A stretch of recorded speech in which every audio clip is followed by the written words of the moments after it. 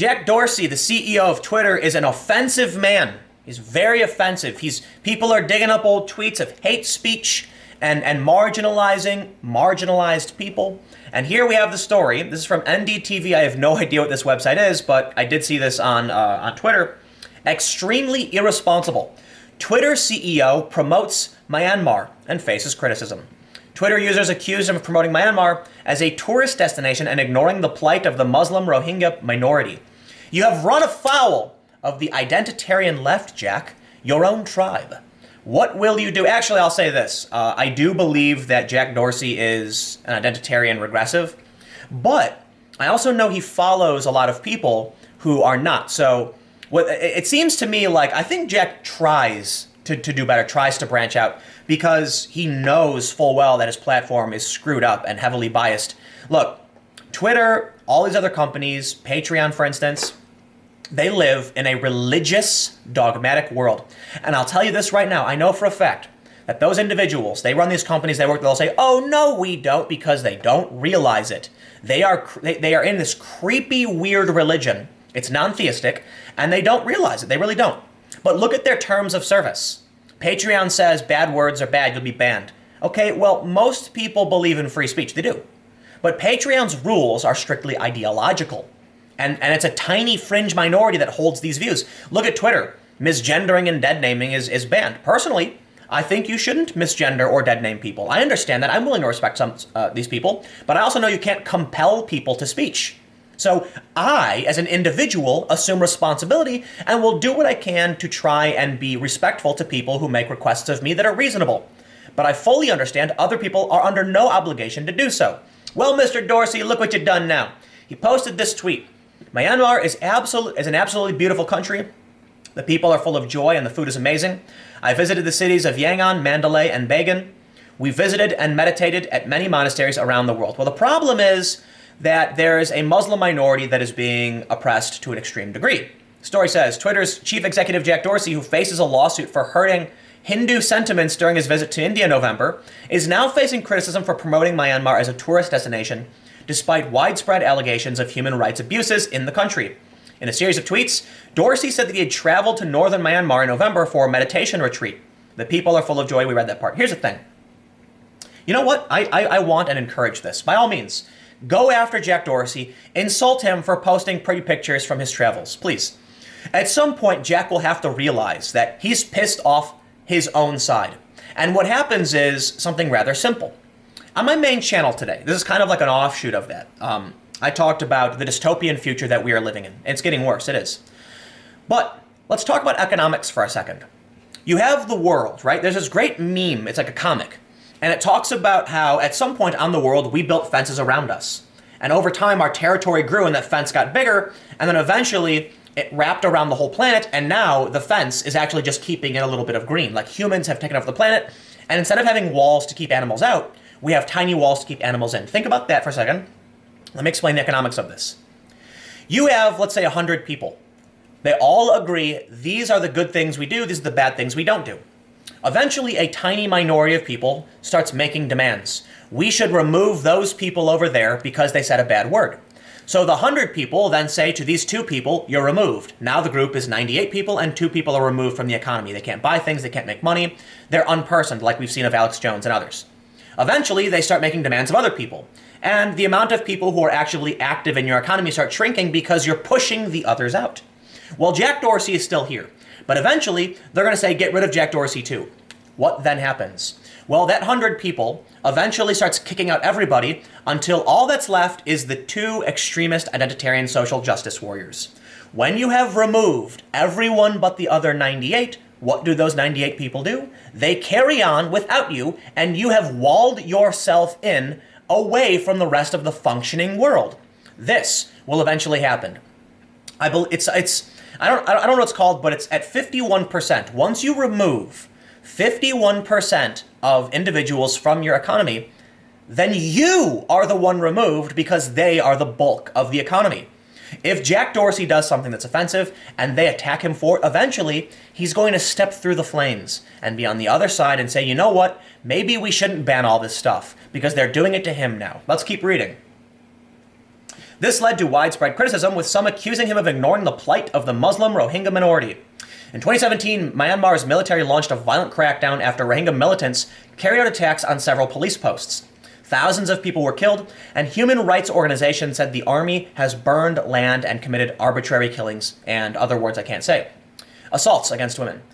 Writing what is effectively a free tourism advert for them at this time is reprehensible. One Twitter user wrote in response to Dorsey's tweets, "The tone deafness here is wow," another user said. "This is an extremely irresponsible recommendation." Yet another reads, "Does he pay no attention to the news and the outcry on his own platform? Apparently not." Let's see how they conclude, because we get the point. I have some more stories I want to talk about. For the latest news, here, I think it starts talking about, it says, in India, a court in Rajasthan on December 1st asked the police to file the first information report against Mr. Dorsey for hurting the sentiments of the Brahmin community by posing for a picture holding an anti-Brahmin message. That's the other story I want to talk about, and then I got a couple more. Jack Dorsey held up a sign that said something like "Smash Brahminical Patriarchy." That was considered extremely offensive to a religious minority. Okay, Jack Dorsey, it's hate speech. Literally hate speech. Like, you're violating your own rules on your own platform. Rules for thee and not for me. Is it? Well, please, everyone, keep getting angry with him for offending you, and eventually he'll be pushed to the other side. But back to my main point about pushing people out of the fire. There's more. We have this story. This one's from today. Kyler Murray apologizes for homophobic tweets that resurfaced after he won the Heisman Trophy. Football award. I know nothing about football, but let's talk about how you really destroy your own ideology. When you come out and say, racism, sexism, homophobia, yada yada, they're bad things. Intersectional feminism is a good thing. The average person will be like, hey, those are bad things. All right, sure, do your thing. I'm listening. And to an extent, they'll actually listen to you. And they'll say, it's wrong to say these words. It's wrong to do these things. But what happens when you go after their entertainment? Look, there's a reason there was a Colosseum in Rome. There's the famous story of the Gladiator.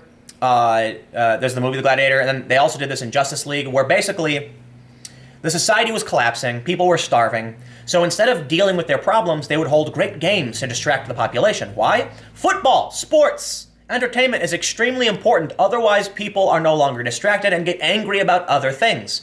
I would much prefer a bunch of people be angry their sports team won or lost. Yeah, sometimes people get angry when their team wins and they go out and riot. Well, maybe anger isn't the right word.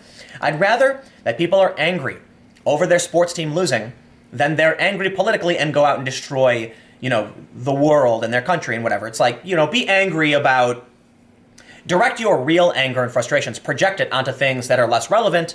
By all means, protest. By all means, challenge the government. I'm not saying not to do that. I'm just saying, when you see the riots over people winning their sports, imagine what would happen if people were angry about something like fake news. It can get really bad. But here's what happens now. You start digging up the old tweets of the Heisman Trophy winners, and you're going to start challenging the regular middle Americans who don't pay attention to politics to come out against you. And they keep doing it. And it is an addiction. These media companies want to dig up these tweets. Everybody wants to do it. So they can say, oh, look at this controversy. The famous guy you like was a bad person. Okay, what's going to happen? The average football player is going to be like, yeah, Kyler Murray, awesome. And then when everyone comes out and starts, smack talking him, they're going to be like, dude, leave that guy alone. I like that guy. I like that guy. He's this guy's a hero to some people, man. There are kids who look up to this dude. He won the trophy. I don't know what the Heisman Trophy necessarily is. I'm sure they talk about it, but the point is, there are kids who are watching what this young man is doing, and they're looking up to that, being like, wow, wow, he did it. They talk about when he was 15 years old, he said a bad word on Twitter. You kidding me? What 15-year-old hasn't done something dumb? Like Obama wrote a book about how all the dumb stuff he did. I'll tell you what's going to happen. Please keep doing this. Please. Because the more you do this, the more the people realize it's nonsense. And the best thing we can do is ignore your nonsense, okay? So it's almost like, you know what? Maybe instead of constantly trying to hold back against the floodgates as the nonsense pours out, we just back away and say, let it out. Let her rip. Let the gates burst open, and then everyone's going to be like, yo, dude, these people have gone nuts. Because it wasn't just him. Another story from USA Today, this one from April. Offensive tweets from Dante DiVincenzo's account in 2011. Great, by all means. People, when they were, how old was he?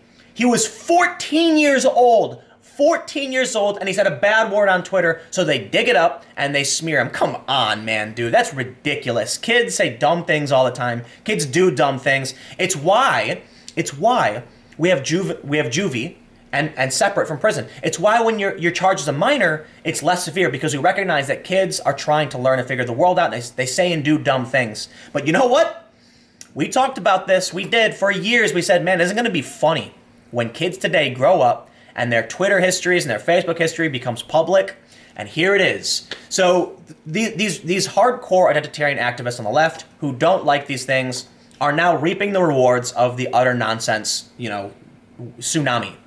And it's not just the regressive left. What's happening is, because the trend was set in motion by the regressive left, media personalities who don't care are just like, hey, I'll get a lot of traffic if I write about this. So now you have journalists digging in and smearing people. But I assure you, okay, when you go after, what is this? I don't know. I'm assuming this guy's a football player. Honestly, I don't know a whole lot about team sports. But when you go after what the normies cherish, expect a backlash. Let the people have their sports. I'm a skateboarder. So when they came after, they were smearing the skateboarder in Oregon, accusing him of being some Antifa guy. I'm like, dude, don't come after my skateboarders, man. Skateboarders are chill people who smoke pot and mind their own business. They're good people, right? Same thing can be said for a lot of these sports guys. They're just playing a game, entertaining everybody. They're trying hard to push the limits, and people like it. It's how we get away from the nonsense. When you start injecting your politics into our entertainment, you know what? I'll say this too. Look what happened with Gamergate. Look what happened with Comicsgate. What's going to happen when you go after football players? I gotta say, you can go after, you can make fun of the jocks. I'm sorry, you can make fun of the nerds, but now you're coming for the jocks. There's going to be like a Sportergate or something, where they try injecting this stuff into mainstream sports, and then you get all the normies saying, enough. You don't touch our football, man. Do not. Don't touch my skateboarding. I don't watch football. Anyway, I got another video coming up in a few minutes. It's on the channel. I'll see you in a few minutes.